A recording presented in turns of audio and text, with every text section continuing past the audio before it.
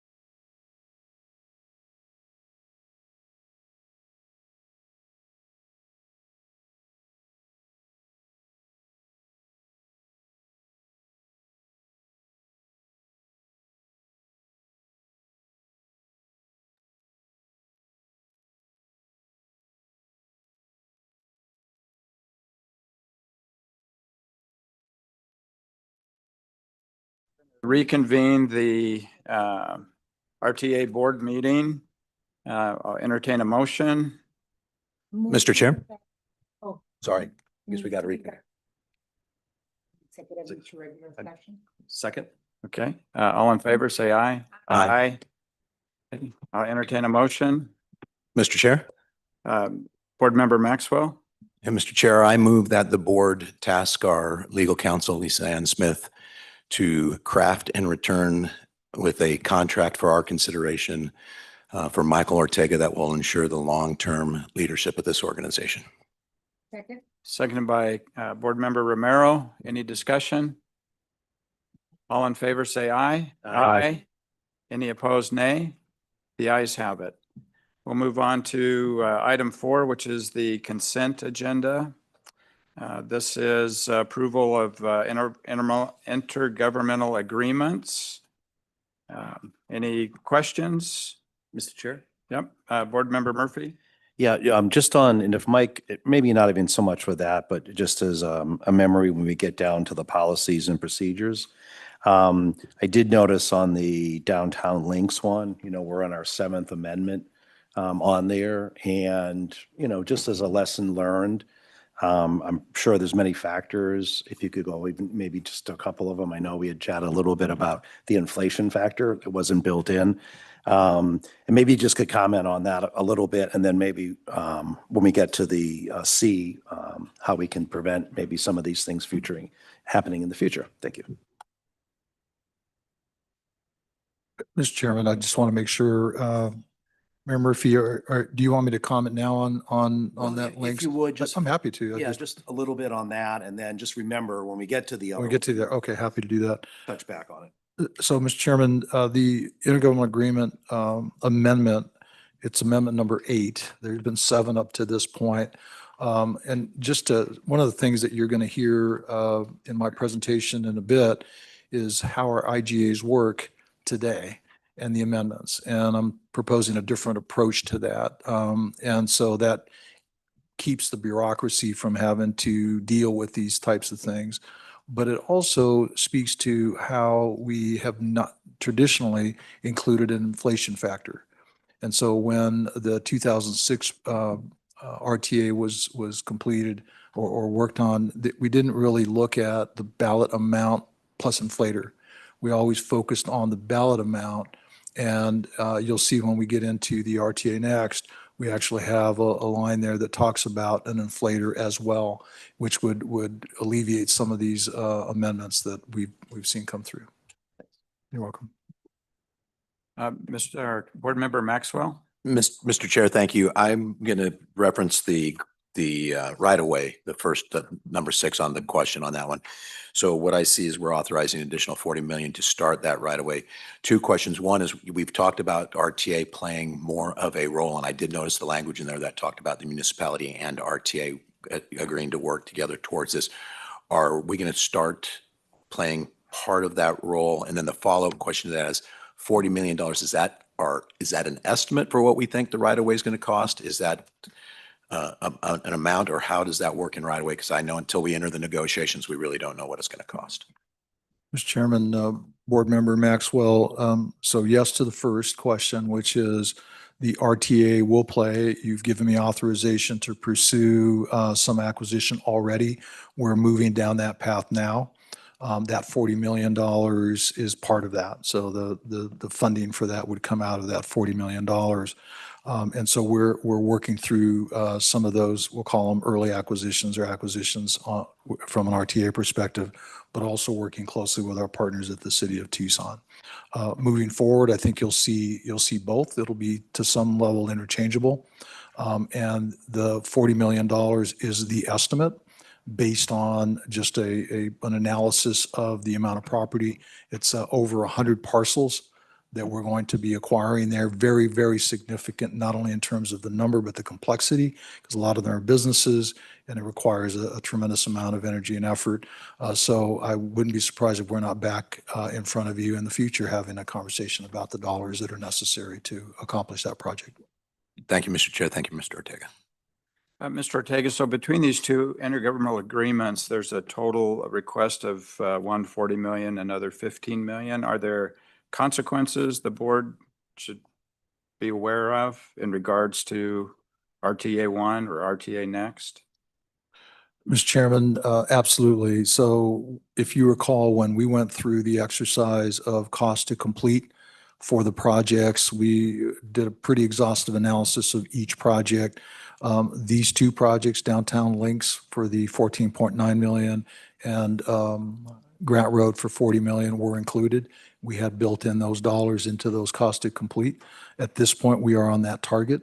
But this memorializes those dollars and gets those out so they can start their work or complete their work, quite frankly. Thank you. Board Member Romero?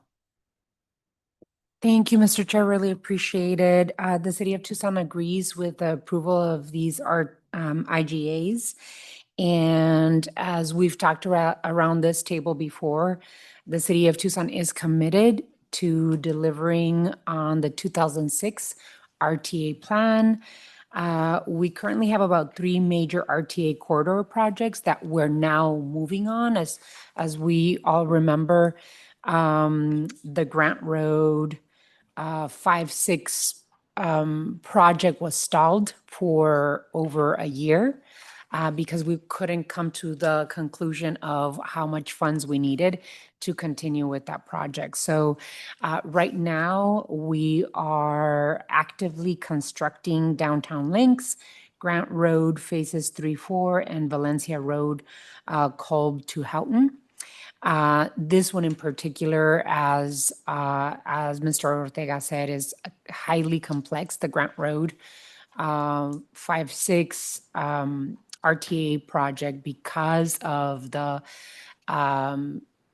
having to acquire the properties. And so we are very happy because we have most recently started moving fast with the RTA staff to move this particular two pieces forward. So I'm happy we're here today. I'm happy that we're going to continue, hopefully moving forward with your support. But I know that we all have a commitment to finish the 2006 RTA program, and this is an important piece of it. Thank you. I move to approve consent agenda item 4A, including resolutions 2025-006 and 2025-007, together with their associated IGAs. Second. Seconded by Board Member Murphy. Any additional discussion?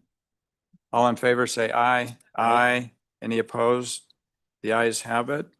We'll go to item 5 of the agenda, and there's been a request by Mr. Ortega to include items 6D and E with this item. They're related. Any objections? See none, we'll move forward with item 5 and 6D and E. Mr. Ortega. Thank you, Mr. Chair. So I sent you all a note on October 23 that basically outlines we'll call it the update to project delivery, and I've outlined for you various strategies. So I won't read the memo, obviously, but I'm going to give you some highlights that I think are important that I want to bring to your attention, and I want to maybe talk through today. So the first thing, and Mayor Murphy mentioned the IGAs, and what I'm proposing is that we revamp our IGA process a little bit, well, actually a lot of it, and really look at what does a project delivery look like. And so the way we do it today, we'll have an IGA, and then we'll bring back amendments over time. Now, I'm not critical of that because I think we were so tight on cash. The cash flow was really important, and it was important for everybody to look at that in the context of, do we have enough money to finish the projects before we give authorization? Understand that. But what I'm looking at now is, with the reporting structures that we have and the financials that we're giving you on a regular basis, that you will have opportunity to make those calls once, basically, but then you check them annually. Now, you're actually going to get, and I'll talk about in a minute, you're going to get quarterly updates, but on an annual basis, you'll have the opportunity to look at those financials. So my thought is that we would establish an IGA per project. that would be broken down by scope.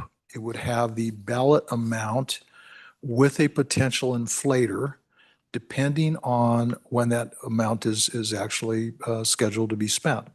Now, keep in mind that it's not an automatic, at least in my mind, that we just say, yeah, no problem. Here's the GDP inflator, deflator, and we're going to just add a bunch of money, right? If we don't have the money in the bank, or we don't have the money already solidified in terms of our projections for cash flow. So my thought is, as we bring IGAs to you, we'll bring a cash flow, and again, this is working with the jurisdictional partners. We'll bring cash flow with it that says, here's the general process: design cost, right-of-way cost, utility relocation, maybe construction. So let's say 3 or 4 different components. Well, that could be over a 5-year period. So to try to put a number at it day one might be difficult. So we'll put the base amount that's in the ballot, but then we'll inflate it over time. But that doesn't need to come back to the board based on milestones that are included in the IGA. And so the thought is, when can those dollars be authorized to be spent? And so we memorialize that up front. So everybody understands, hey, this is how you don't have folks waiting for an approval, if you will, by the board or by the councils for a right-of-way acquisition or for construction. Basically, if it's within those milestones and with those guidelines, they're able to move forward.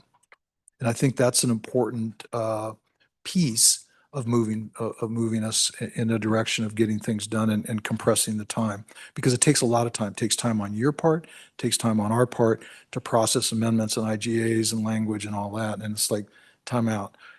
If we are doing this check, if you will, this quarterly check, that's really the litmus test as to are we okay or not. Okay, so that's number one. As we go through that process, let's say that there is a situation where a jurisdictional partner wants to proceed and the RTA staff says no. Okay, well, we need to have it spelled out that it immediately is escalated to the RTA board. We'll take it to the TMC and then to the RTA board. So that way there's an opportunity for us to have a discussion soon, and it doesn't sit on the shelf and fester for an enormous amount of time. So I think that's important. This doesn't mean that it's a blank check, right? I mean, we have to have those checks and balances all the way through the process. However, there will be instances, I'm sure, I'm confident, there'll be instances where the funding that's needed to complete a project or a program exceeds the ballot amount, including the inflator. Well, that's a conversation that the board has. So that is not a staff discussion. That's really an open discussion in public about, hey, this is the type of dollar or the amount of money that is necessary for us to move these projects forward. The last thing I'll leave you with on the IGA, which is something that's and by the way, I have not spoken with TMC about these, and I got it to you so you knew what we were at. We're going to have that discussion on the 12th, and so I'm hoping that we'll have more information for you at your next meeting. But the next piece I think is extremely important for you to think about. So the current structure of the IGA says that your jurisdictional partner is responsible for anything that goes over the ballot amount. Okay, period. Great. Well, what do we do as a board if a jurisdictional partner can't afford it? So let's use an example, right? Let's say that there is a project, pick it, doesn't matter which one, any project, and it's a high-risk project. Interchanges, let's think through those for a minute. Those are high-risk projects based on a variety of factors. And the jurisdictional partner does not have an extra $50 million to complete the project. They're committed, they want to, they signed, they really want it, they need it. What do we do? And I think that part of the conversation that we need to have is that is ultimately the delivery of the RTA program, which rests with this board. So even though we establish a contractual relationship with the jurisdictional partner, they can only do what they can do, right? And we can all think of instances in our own organizations where it's like, yeesh. So I don't have that solved yet. But I throw that out to you because I do think that that's an important part of the relationship and the strength of us as a region. But that's where those quarterly reports and those annual reports come in, because on a quarterly basis, you will have an idea of, whoa, you know what, we've got a cliff coming. It may only be, or maybe 3 years away, and we got time, but we need to know that. It is not okay to come with an agenda item that you don't know about and you need to come up with an extra $50 million. You should know that 2, 3, 4, 5 years ahead of time. And so as I get into the reporting structure, keep that factored in the back of your mind now. I would also suggest to you, though, that when we look at the responsibilities, right, you know, everybody signs on the dotted line on IGA, there needs to be a commitment from the jurisdictional partner as well, right? That's only fair. So how we structure that and what that looks like will be the key. And so I throw that out to you. Don't have that solved yet, but it is something that I think we need to, as we move forward, we need to talk through. Because ultimately, in my opinion, the RTA board is the responsible party for delivery of the program as a whole. And we're basically, as an entity, using the jurisdictional partners as partners to implement. So I throw that out to you. I wanted to make sure that you had seen that and you were clear on that. As we start, oh, I'm sorry. Board Member Maxwell? Thank you, Mr. Chair. Well, as your experience as a state engineer, you've seen how that happens a lot of times on city requests and projects when they go to, or municipalities projects when they go to the State Transportation Board, because they're going to leverage federal dollars. A lot of times, if the contract comes in bid too high, the city doesn't have the money to put their share or their portion in. And so then we step it back. So I think you can leverage some of that in the idea. Obviously, a lot of the challenges we've had is quite often, some of the excess cost is just inflationary. It's in the market. It's a free market. And we saw how that market and infrastructure worked over coming in and out of COVID. Back in 2008, we saw how it worked. So you've got that challenge too. But then there's also sometimes, we've got to take a look at what's driving those increased costs. Is it inflationary? Is it things that the municipalities have added, or the design during the design phase said, hey, while we're there, why don't we do this? I think we've got to take a look at all those. It's not going to be an easy thing, but I do think your point of it's the RTA's responsibility to make sure these projects get delivered is important. And I like the inflationary. The only thing I'm concerned with the addition of the inflationary numbers is that, like you said, it's not a honeypot. It's nothing we can just go after. We still have to stick to what the project's intended to do, what its purpose to do. And if, because I'd hate to get where we're up running against that now, we go, we just need to be aware. It can't be just free spiel. Mr. Chairman, so General Maxwell, I think you hit it right on the head, which is we're not talking about scope creep. We're talking about cost creep, which basically is that inflationary factor, because the scope creep is another conversation. And that one is, we tend to latch onto that, it's like, well, that's the reason. That's not the only reason. And I think what we need to do is make sure we're able to dissect that.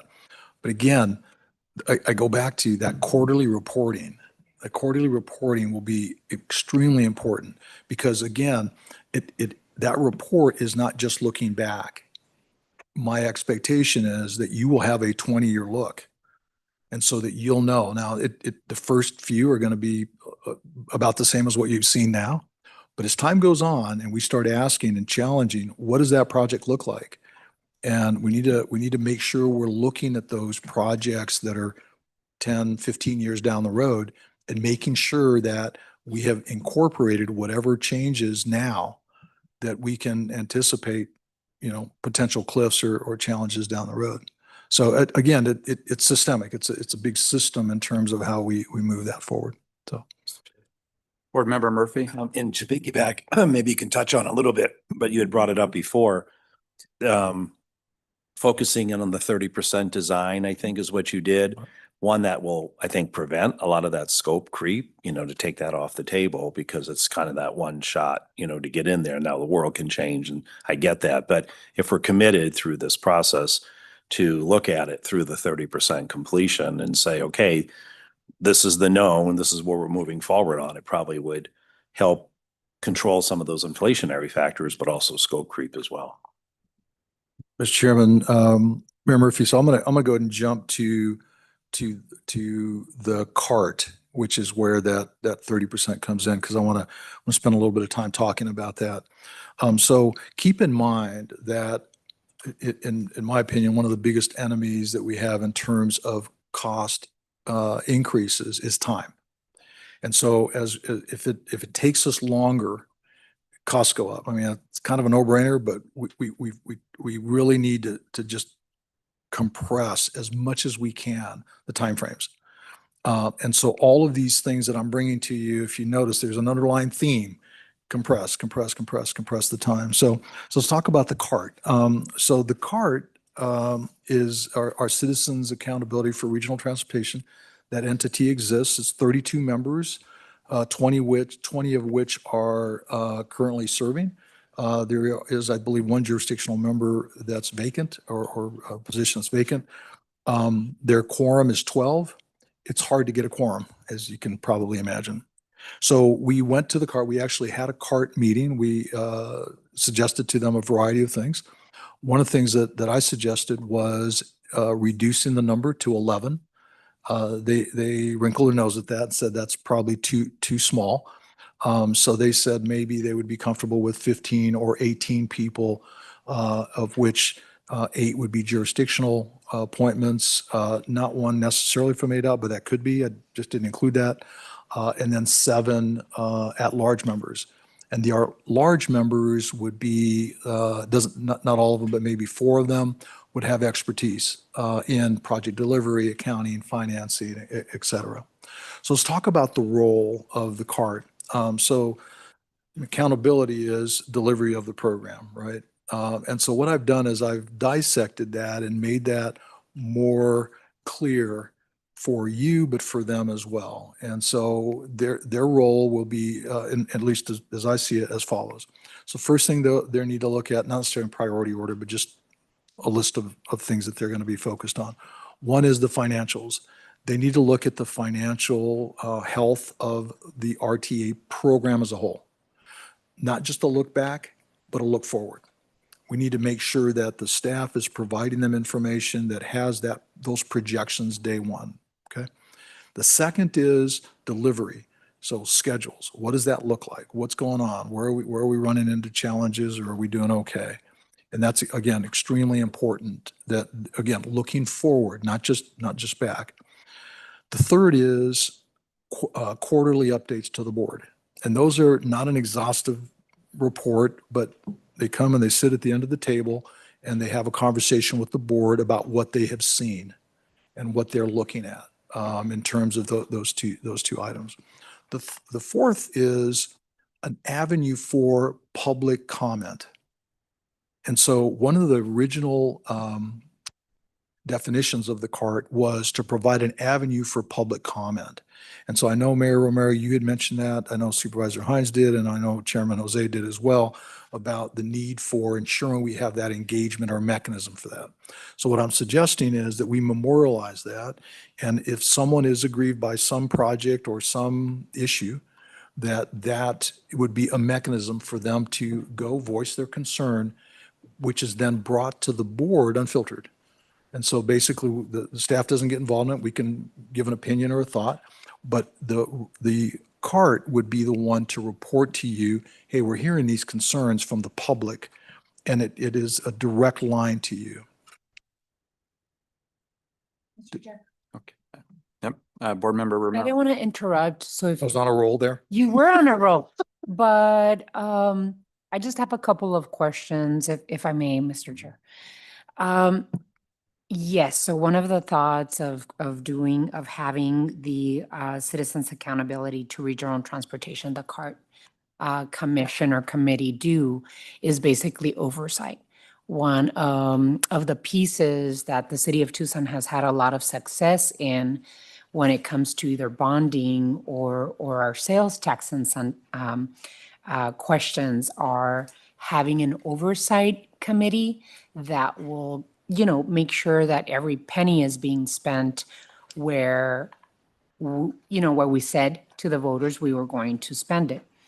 Now, I guess my question, I love the idea of making it smaller. I think it's much more reasonable and it's easier to get a quorum. I love the idea of being able to have it accessible to the public. It would be good to have a call to the audience there. And I appreciate you having them report directly to the board. So that is an avenue for, the CART committee is an avenue for the public to sit and listen to what is being discussed and also have an opportunity to speak to the committee with whatever they need. And of course, establishing the rules of call to the audience, just as the board has them. I guess for me, the question is, maybe about, was it 2 years ago that the city of Tucson and I think Pima County joined us in our concerns about the representation for the city of Tucson in terms of the percentage of population that we have versus all of the other jurisdictions. And I appreciate that every jurisdiction is allowed to appoint a member. But in the spirit of that conversation that we had 2 years ago, in terms of additional representation based on population for the citizens of Tucson, I would like for us to consider that the city of Tucson have 4 appointments to the CART, because you already have 7 at large. And so if there's a possibility of those 7 at large to be, 3 of them to be added, that they have to live inside the city of Tucson for the representational purposes. TMC is already weighted with representation from the city of Tucson, as well as the Citizens Advisory Committee is weighted with additional voices for the city of Tucson. So I'd like to ask if the board can consider making that adjustment. Mr. Chairman, Mayor Romero, if you could just clarify, the 4 would be residents of the city. Is that your Yeah. request there? I Mhm. understand. Thank you, Mr. Chairman. And then the other piece that I'd like for you to consider, you're calling for 7 at-large members and then 4 of them with particular skills. Is there any possibility of you call out experience in auditing, finance, and capital planning, engineering, archaeology, anthropology, wildlife mitigation, or public engagement? Those are the, possibilities of those 4 skills for those, or skills for those 4 particular seats. Can we add transit expertise or some sort of transit expertise to those so that you could at least consider if it's a transit expert, to have that voice in that, in the CART committee? Yeah. And I don't know if you all need a motion or if it's just a consideration of changing the recommendation. Mr. Chairman, if I might, I don't know that I need a motion. If you'd like to, that'd be great. Gives me clarity and we're done. But I haven't gone over this with the TMC. What I'd like to do is give me feedback on this thought, because again, this is I'll use my concept. So just give me some feedback, and what I'll do is when I chat with the TMC, I can bring that up as well, have them mull it over, and then we come back to you in probably December. Then I can report to you and we can maybe come up with a recommendation on some of that, if that's okay with you. I think it's going to be on a future agenda. Yeah. so- The only thing that is, I just want to make sure that we are as definitive as we possibly can as we go into, the staff at the PAG RTA doesn't have to worry about it, but we do on the politics end, right? I want to make sure that we go into the campaign being able to tell our voters. And by the way, there is an additional layer of oversight, and there is an additional, for me as the mayor of Tucson, I want to be able to say, and by the way, our voice is well represented in that table, and a transit voice will be at the CART committee. Just something to it's for us to consider on the ones that we're trying to ask voters to vote yes. So it would be good to have some definitive presentation to the community as quickly as possible.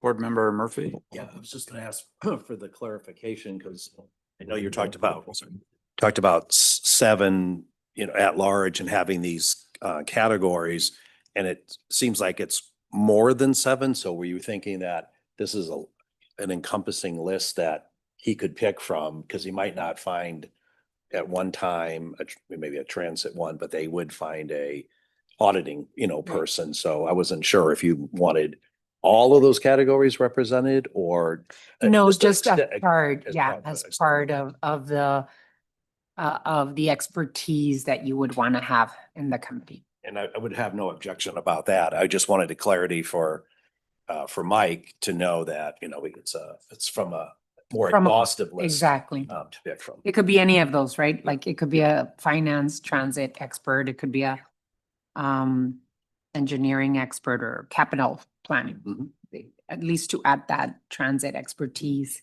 into that group. Let me just, did you finish your?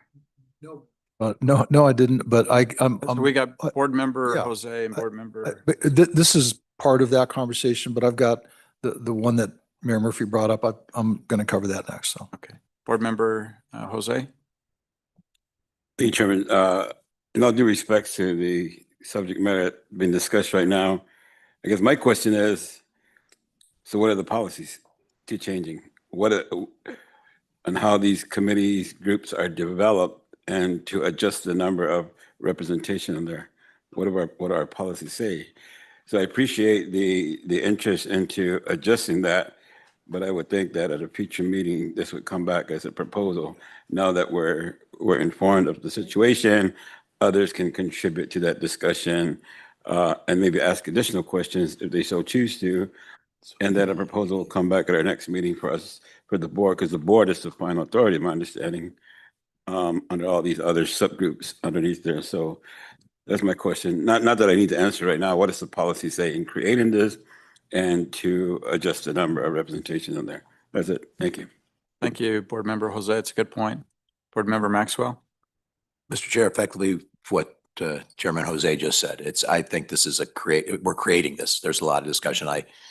Mayor Romero's correct. We had talked about using the committees as a way to give keep giving the one vote, one representation on this board, and let the committees be where some of the weighted or representative points come in. I do think that, I don't know who the person would be, if it'd be the Suntran director, but I do think having one person on transit is actually important, in that if we've got, 15 to 18 people on the cart and somebody isn't representing what a significant amount of the Yeah. money's being spent. So I think that's important, but I agree with the Chairman Jose. I think I've been watching you write notes, so I know you're taking everything down, and I'm sure you'll come back with the proposal to us at some point.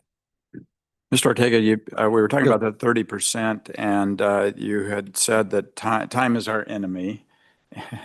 And so I think it's good to focus on, or to have that 30% benchmark. Sometimes though, even with that, we can be caught in 30%, right? We don't get beyond 30% because we're just continuing to revisit a project. Is there a possibility of having some kind of time frame imposed on that as well? So, Mr. Chairman and Chairman Jose, we will bring back on December 4th the policies, along with some thoughts and hopefully some solidified ideas on the card as well. Item 6C actually goes into the policies.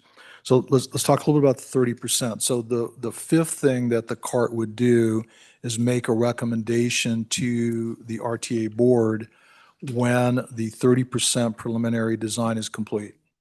Okay. And that's an important milestone, because that gives the public an opportunity to weigh in on that project, that design, that concept, up to the development of the 30% plans. And that is something that has not been accomplished, not been done yet. And I think back to your point, Mr. Chairman, When you don't have a specific line drawn in the sand, it's hard to know when are you finished, right? And I go back to the point that I made earlier, the responsibility for delivery of RTA is the responsibility of the RTA board.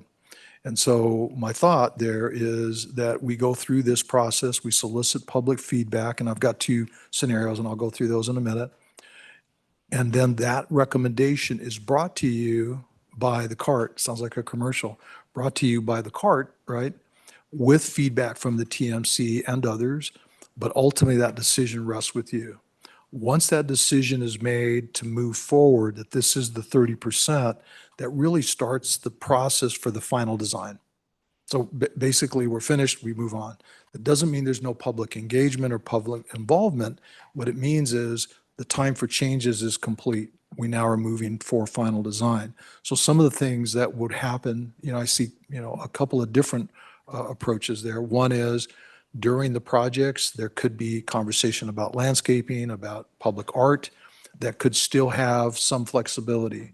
But it's not a question of, do you want landscaping or do you want public art? It's really more of give us some feedback, give us some thoughts. We will also give public reports. So a quarterly report to make sure people know, hey, this is the status of our project. This is the status of what's going on. And including, remember, part of our RTA Next plan has some admin costs, which is we call it our Main Street program, which is our business connectivity component. So we spend a lot of time, going out and talking to folks. Well, part of that is making sure we follow up with them and get back to them. So let's talk about the two processes. So some of you very regularly form citizens advisory committees that are project specific.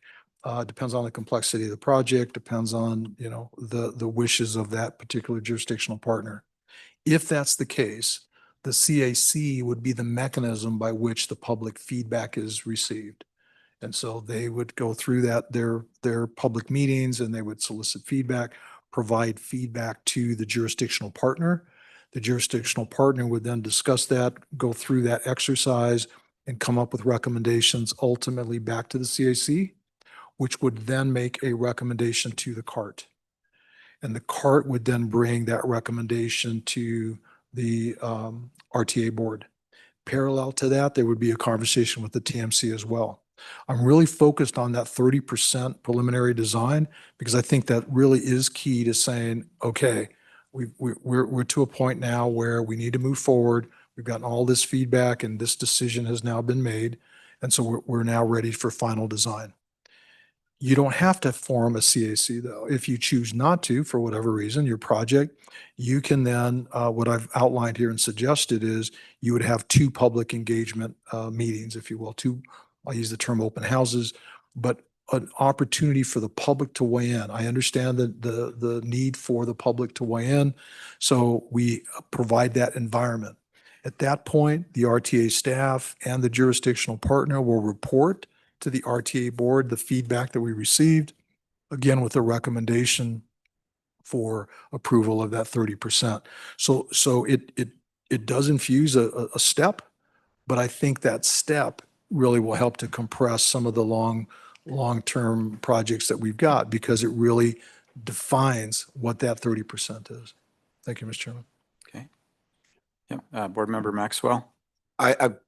Chair, Mike, I really like the idea of the 30% review. I'm a little nervous about bringing the CAC back to try to do that. But I think the CART should fill that role. But the biggest thing I'm concerned about is people have to understand what the feedback you're looking for at that 30%. The project's been laid out in the plan. So if it's going to be something debating, we've talked about this a lot with the new council and with this board, that anything significant, it's got to go back. So if we're spending a lot of time listening to people trying to make significant changes, we're just dragging both the CART process and the getting the project done process. And what we know is if we slow the projects down, they cost more. So I think we got to be careful. Mr. Chairman, I'm gonna make sure you all are clear. When I say CAC, I'm not talking about the RTA CAC. What I'm talking about is you form your own CACs as jurisdictional partners for a project specific. So for example, North First Avenue will have a CAC. So that is the CAC that I'm referring to. And, I take back the comment about the CAC, understand. okay, I just want to make sure you That's- understood. Another name. I I know, heard and CAC coming back into play to I debate the apologize. projects. That was the best name I came up with. Okay. Thank you, Mr. Chair. Mr. Ortega, are any additional discussion around 5 The- and the only- D and E? The only other piece that I wanted to make sure, and General Maxwell mentioned the changes to the scope. Now, I want to be very, very clear here. Note number 2 on the RTA next plan, that project list outlines the unforeseen conditions and I'll use the term authority of the board. Okay. It does not open the door to making any changes or moving money from one element to another. That is not the spirit. That is not the intent of that. And so I put that in there for you so that you could see, and I basically reprinted the language. The intent is that it gives you flexibility and authority for unforeseen conditions. Public feedback is not necessarily one of those. And so I wanted to make sure that you all were clear on that. Let me just quickly check, Mr. Chairman. I believe that covers my. So I'd like to, on that topic of scope, and I don't know if this is, when I read through your memorandum, one thing that came to my mind was, is that you have the scope of the project. We've heard scope creep, but maybe the town of Oro Valley, we want to bring an element to our project that is not in scope, right? It's right from the outset. But that's something that's important to us. We understand that we're on the hook for that. I don't know if there'd be value in also identifying, okay, here's the scope, and this is a known not in scope element of that project. I don't know if that's helpful or not. So, Mr. Chairman, that's really referenced in 2 locations. One is the IGAs. The IGAs will outline that, not to that specificity. But what we tried to do is in the admin code and the policies is to solidify some of that. And so we've done it as best we could without hamstringing us to say, you don't have any flexibility. But I think when you see the admin code and the POPs, I think you'll be pleased that the TMC subcommittee spent an inordinate amount of time talking about that exact issue and trying to define what those scopes look like, right? What does it mean when you say a bike lane? What does it mean when you say a lane? Those kinds of things. And so we try to put a lot of specificity, including in the project description, so that, again, it's clarity. It's just we want clarity up front so we don't have to have a disagreement or an argument down the road. Okay. That covers 5 and 6 D and E, Mr. Chairman. So in regards to D, is it possible to have a provision that states the possibility to request PAG funding if the need exists, and it's on a case-by-case basis? It's not sweeping PAG like in totality like we've experienced in the past, but some provision of that possibility? Yes, Mr. Chairman, if you look at item 6, I tried to address that. I may not have been really clear, but item 6 on that memo really outlines the scenario that you just outlined, which is we want to bring other money. We agree as a region that that's an important aspect or increase in cost. We bring funding to it. And so that is, again, a regional conversation as opposed to, an Oro Valley or Marana.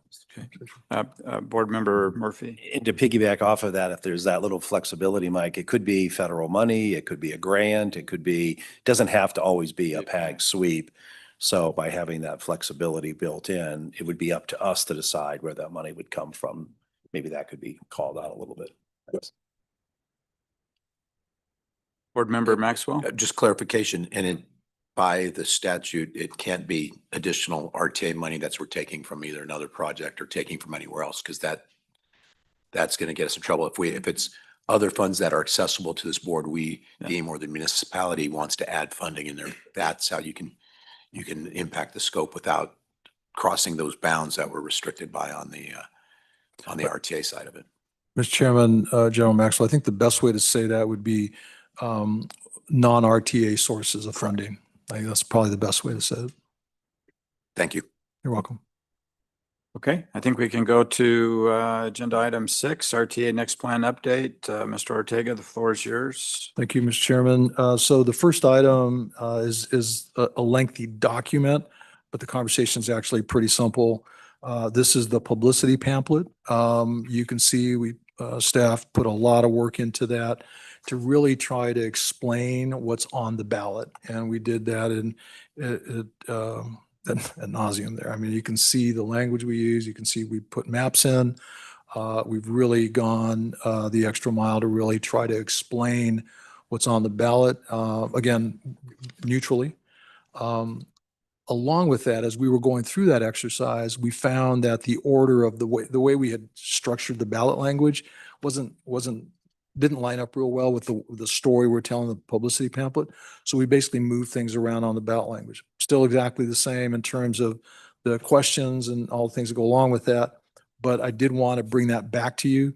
And so I am looking for an approval of this. It is due to the county by the 1st. They did say they could give us all the way to Monday. Thank you, county. Thank you, Matt. But we'll get it to them on Friday. And it is important that they have it and they'll start their process. So that's all, Mr. Chairman. Thank you. Questions by the board? Comments? Board Member Murphy, did you? Nope. No? Okay. Board Member Romero? Yeah, in terms of ballot language and just clarity for the voters, I think that it's important to and I know for a fact that it's not on the proposed ballot language piece, but I guess my questions that I've been receiving out and about are, there's the same amount of transit funding or less in the RTA next than there was in the RTA. And so I think that it would be good to have some clarity, right? That's not true. I hear Ted over here. And I know that. But I think that it's important to clarify as much as we possibly can the investments that we're doing. And part of what you're showing us is the list of dollars, Exactly. right? Yes. And that is going to be the pamphlet information that we use to inform the voters. And so I just wanted to, since have pamphlet information here as well, informational pamphlet, just to give an opportunity for you, Mr. Ortega, to clarify the transit investment that we are truly doing. Mr. Chairman, Mayor Romero, thank you for mentioning that the list is in the packet. And I think that's extremely important. And it is attached to the ballot language, to the publicity pamphlet. And so that is going to be, what you see in your packets, what's going to be mailed out to the voter. So I call your attention to the transit piece. And as you mentioned, it does list the investment in transit. And so if you think of it simplistically, when all of the discussions were going on, the focus was on $726 million for transit. But as we discussed a few meetings ago, the actual investment is closer to $954 million, which is almost $1 billion. When you take the maintenance of effort monies, both from Pima County as well as from Marana, the town of Marana. So when folks say there's not much more, keep in mind that our current commitment is about $630 million. That's our current commitment, and that's based on 30 million, 32 million a year. And so when you compare those, now in fairness, you can deduct out the high capacity transit project, even though that is transit, and that will provide opportunity. If you wanted to, you could take that out. We're still exceeding by far the original investment or the current investment that we're making in transit. And it will be in the pamphlet for everyone to see. And I'm happy to talk in more detail with anyone about that, and I have. And I will continue to do that. Mr. Chair. Board Member Murphy? And that'd be including in all the marketing meetings that we've been holding, because I think that's where most of that communication can catch hold. If you just wanted to touch on that, that can be definitely clarified as we're out there on the road. Sure. Mr. Chairman, Mayor Murphy, yes, and we are out and about, and we'll get to that in here in a minute, but we're out and about talking with a lot of folks, making presentations, and we hammer that home very clearly so that people know that there is almost $1 billion in investment in transit in this plan. When you leverage the RTA money with the other money that we would not otherwise be putting towards this. So again, that's a fairly sizable investment when we're able to leverage, and we can, because of RTA Next, able to leverage. Board Member Valenzuela, and then Board Member Maxwell. If that includes, for transit, if that includes the safety elements, the 954 million. Reading the ballot language, I see under transit that there is enhancement in safety, security for drivers and riders for the regional transit system. How much of that is dedicated specifically to that? Mr. Chairman, Mayor Valenzuela, there's actually $51 million that's listed in the plan, and that is identified specifically, and the sub-element is specifically safety and security of regional transit system. It's actually item number 51, happens to match the amount, 51 million. It's safety and security of regional transit system at $51 million. It's basically 1.9% of the transit funding. You're welcome. 20 year. That's correct. That's correct. 51 million. Board Member Maxwell. I want to thank the staff for all the help there getting that little mess that was just made cleaned up You first. distracted Mayor Valenzuela. I think the exec director brings up a great point that a lot of people don't. We've got to figure out how to, if there's a place to put it, or if it even belongs in here, it is, I think, at your discretion, but realize that a lot of the funding we're using, both in the roadway elements, in the transit elements, and others, are leveraging other dollars that won't necessarily be spent. And that's one of the big selling points, ultimately, for this. We know that, and we're already hearing it, there's going to be a lot of people saying a lot of things that, as Mayor Romero pointed out, truly are not true. Those conversations are going to happen. It always does in a campaign. So I think we've just got to make sure that this is as clear as possible to the voters, so that when they read it, they go, okay. So. Mr. Ortega, my staff had asked for consideration, and I'm going to do my best. So I'm looking at the working draft ballot question 1 and question 2 on the second page, where it describes the roadway corridor element. So this is a bullet, a solid bullet. The roadway corridor elements also includes 7 projects for the 2006 RTA plan. And at the end, it says scope revisions are based on updated growth projections and traffic conditions. They thought that particular sentence should be added to underneath safety, ADA, and active transportation, where it says including completion of planned bikeways and the greenways, pathways, bikeways, and sidewalks element for the 2006 plan. Partly for continuity, but also to ensure that there's not a misunderstanding that somehow these we're paying twice for a project, was their, I believe, their concern. Yeah. Mr. Chairman, happy to do that. I think we hadn't considered that. I think it's fine because it's basically the same thing. So it's just for the bikeways, if you will, versus the roadways. Happy to do that. So we'll add that. Just that. It's like kind of like the last part of that sentence. So, Yeah. okay, we can do that. And that would be for both the publicity pamphlet and Yep. for the ballot. We can do that. Yeah. Okay. Thanks. You're welcome. Any other? I know this was a lot of work, and I'm really pleased to to see this iteration, and I think it's great. We've got a great team, sir. They really worked hard to get this done. Mr. Chair, do we need a Please, official Yeah, motion? yeah. for both the publicity pamphlet and the ballot language. You wanna be mine? I will. Second, something. Supervisor Hudson. Oh, Supervisor Hines? Oh, I just wanted to say from the perspective of the county and our team that we have no issues with the voter pamphlet or the language. And thanks to everyone who worked on it. And I'll second those motions if they're made by someone in the room. Okay, I move to approve the publicity pamphlet and the ballot language as revised, including today. And that was seconded by Board Member Hines. Any further discussion? All in favor, say aye. Aye. Any opposed? Nay. The ayes have it. Okay, so we're going to go to B and C. Mr. Ortega?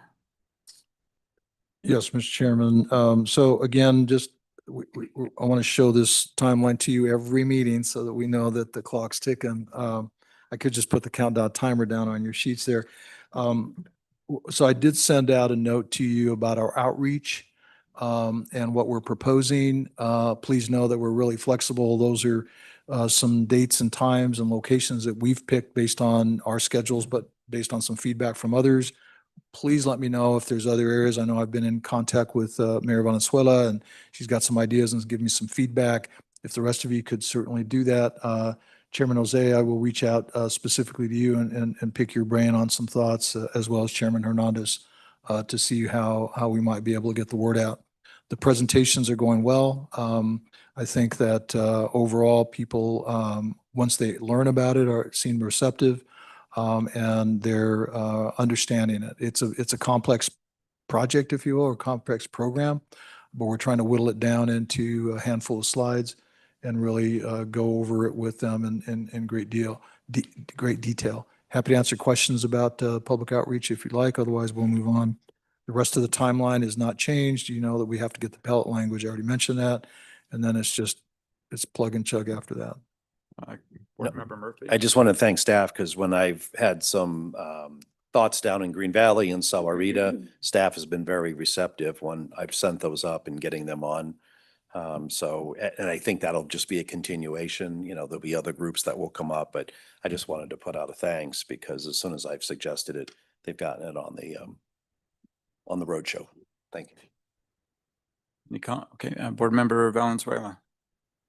Mayor Romero just reminded me that in the Latino community, we have to deal with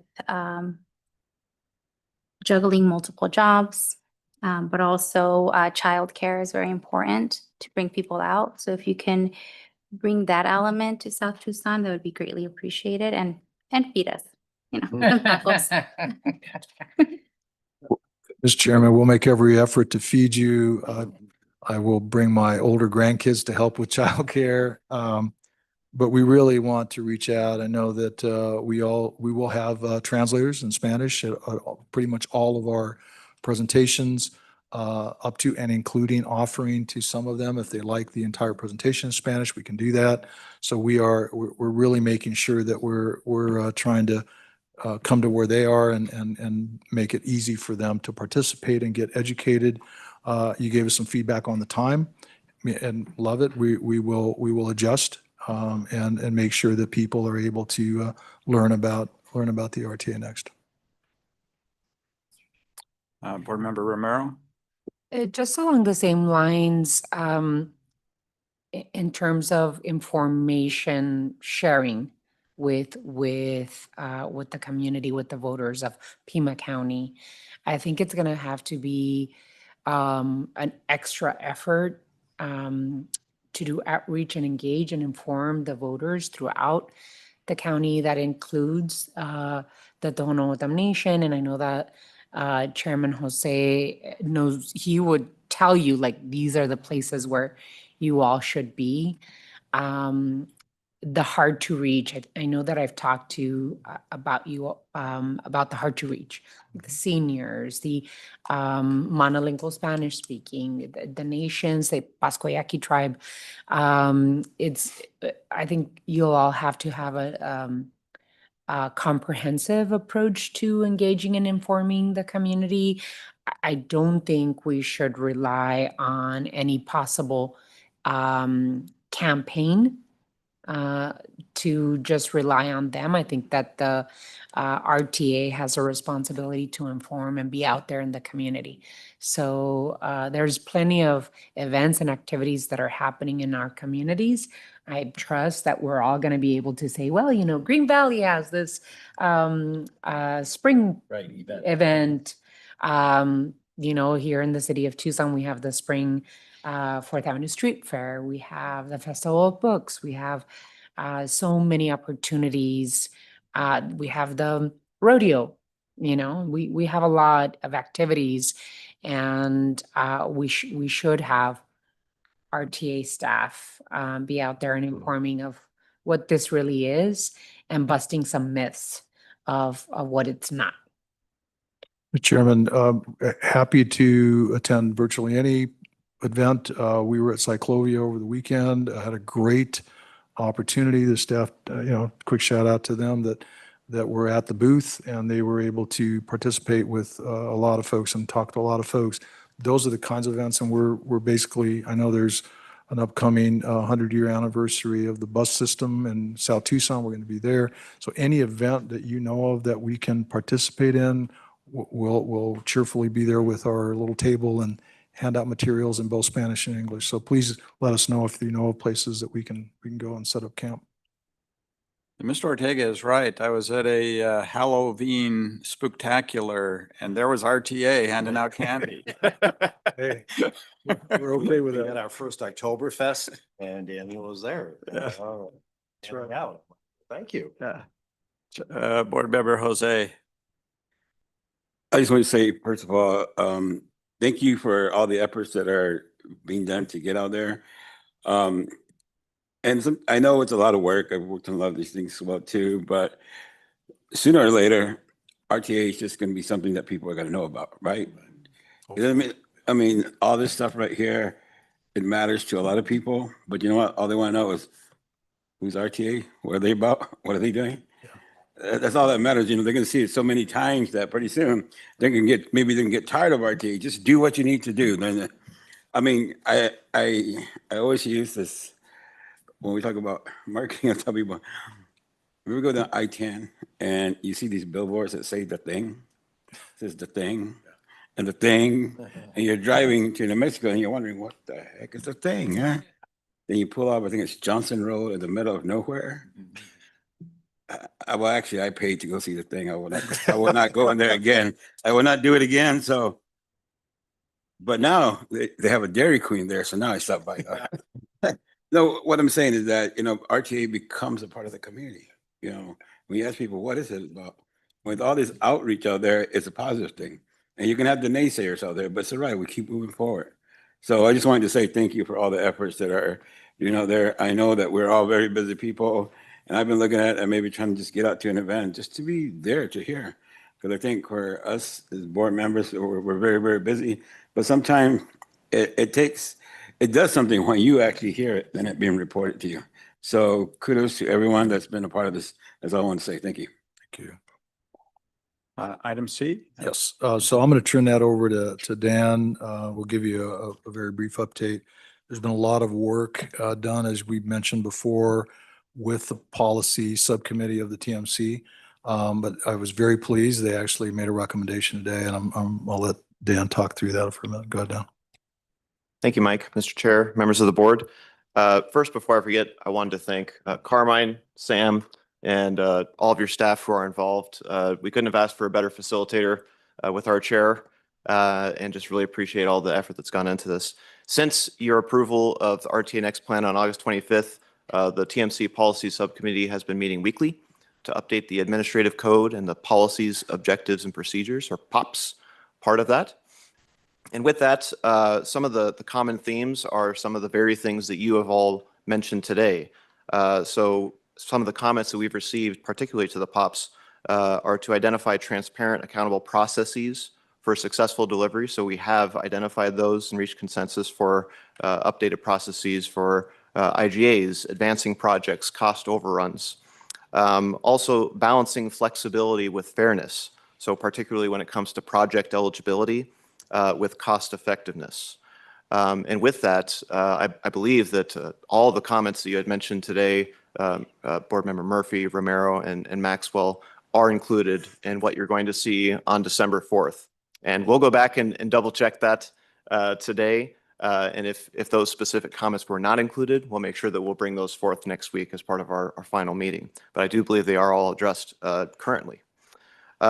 With that, we also spent a significant amount of time on the financial policies, health indicators, and framework as part of this process. So as part of that, we have some processes, policies in place to track actual revenues, potential additional revenues. That's going to be key as part of this, not only for the allocation and prioritization between elements, but the release of the potential additional revenues and ensuring that the city receives its 75% share until 55% share moving forward. And we also have identified some framework to provide health indicators reporting, as Mike mentioned, some quarterly reporting moving forward, as well as more significant annual reporting on the financial side. And with that, as a status, as of today, this morning, we reached consensus on all of the comments received to date on the entire document, with the exception of we haven't yet reviewed the initial introductory section. But the project descriptions, the POPs itself, we received over 130 comments. All of those have been addressed through a consensus-based process and addressing your comments that you had mentioned earlier as well. With that, the oversight, transparency, and accountability section to some of the earlier points also has been updated with the CART's new role, emphasizing the finance, the delivery, and that 30% design, with disclaimer that they're going to be focusing, as Mike mentioned, on the confirming that we're meeting what we promised to the voters with the scope, schedule, and budget of RTA Next. So that's the role, not maybe we could do a gold plating guardrail on this project. That's beyond the scope of the intent there. So that is clarified in that process. And with that, we've not only brought forth an update to the administrative code and POPs to the TMC policy subcommittee, we've also been looking ahead and reviewing delivery framework. So how are we going to make this so that this isn't just another document on the shelf? How are we going to walk the walk and not just talk the talk? So we're looking at some financial tools and framework, as well as delivery framework, which we've been reviewing with the TMC policy subcommittee. As I mentioned, financial health indicators, revenues, industry costs, and other economic considerations, cash flow, so that there will be no surprises from a cash flow perspective if we need to bond in the future. That'll be reported regularly. And as I mentioned, those potential additional revenues by jurisdiction. On the project tracking side, Mr. DeGrood has provided a template for us to use, and he's not only provided that, but shared it with all of your staff, and they're getting back to us with detailed project scope, schedule, and budget for first period project for RTA Next, so that we could start looking at this ahead of time and not react down the road. And as part of that, the intent is to be updating these regularly and providing those updates through our committee process, through the CART, and ultimately to yourself. And as Mike mentioned, that report would be coming not only from staff, but from CART, so that you're hearing it directly from them to fact check us and make sure that we are accountable for what we're saying we're doing. With that, we're hoping that the combination of the updated administrative code POPs and delivery framework will help to solidify systems so that we can achieve a high-performing RTA Next program moving forward. Next steps, next week, we're going to have our final meeting with the TMC Policy Subcommittee to review those introductory sections and confirm that we've addressed everything that we said that we're doing. The 12th, we'll be meeting with the TMC for their review. And with that, on the 4th, we intend to bring you all the full package addressing all of the comments, concerns from the Policy Subcommittee, TMC, and yourselves as part of that review and potential adoption with the intent of making that an effective implementation date for after the election. But with that, some of the components, some of the work that we've incorporated potentially could be initiated sooner, as early as January, as Mike mentioned. So with that, I open it up to any questions, comments, observations. and we'll be happy to take that back to the TMC Policy Subcommittee next week. Board Member Murphy? Just a quick, well, thanks for all the hard work, but as we approve it, will that be also added into the presentations? Because I think that's an important part of it, that we're going to have these checks and balances for RTA next. But I know it's not completed yet, but when it is, if we can maybe weave that into some of our presentations.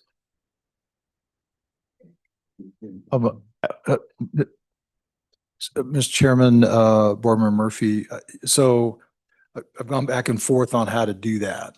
So what I was really looking at was having the board consider it so that it's ready to go January 1.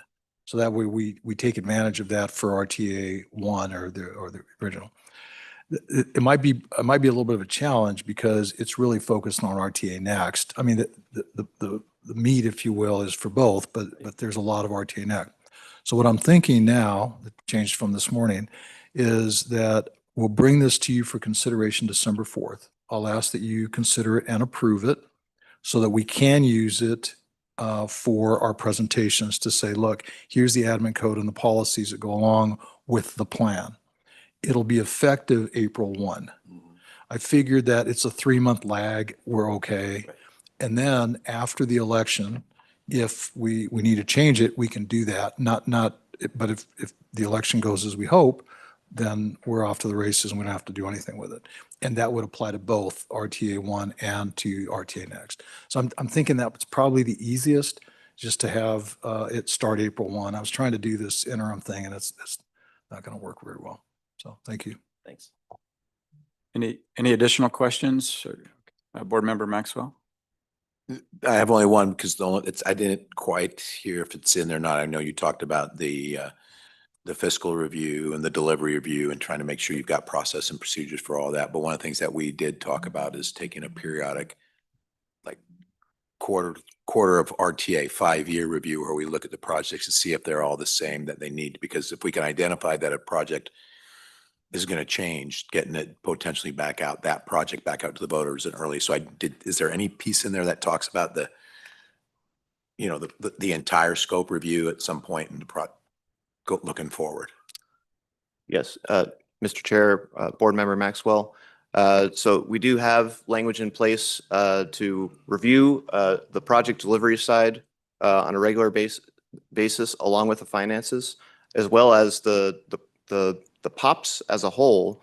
We're intending to come back and look at every 5 years at a minimum after our 5-year audit, and as needed, more frequently than that as needed. Okay, thank you, Dan. Thank you, Mr. Chair. Any additional? Okay. On behalf of the board, I want to express appreciation, Mr. Ortega, for your commitment and for the energy that you've brought to this process, the continuity, the stability. So thank you very much. You certainly have the support of the board. Ms. Smith, thank you for all of your work and the work of your firm, staff. Mr. Ortega speaks very highly of you, and so we appreciate, we know it's a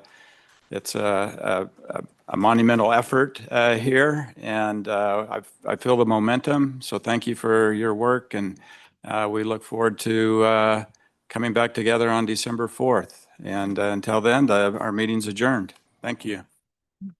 Mr. Chairman, as you all are walking away, December 4th is the next meeting. Yeah. January 29th is the next meeting. We'll send out a save the date for these.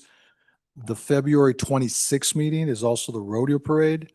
Thinking about having an RTA float. You all could sit on there and just kind of thinking about that. Could have your meeting on the float. That'd be okay. I just wanted to let you know that that does conflict with the rodeo. Thank you. Okay.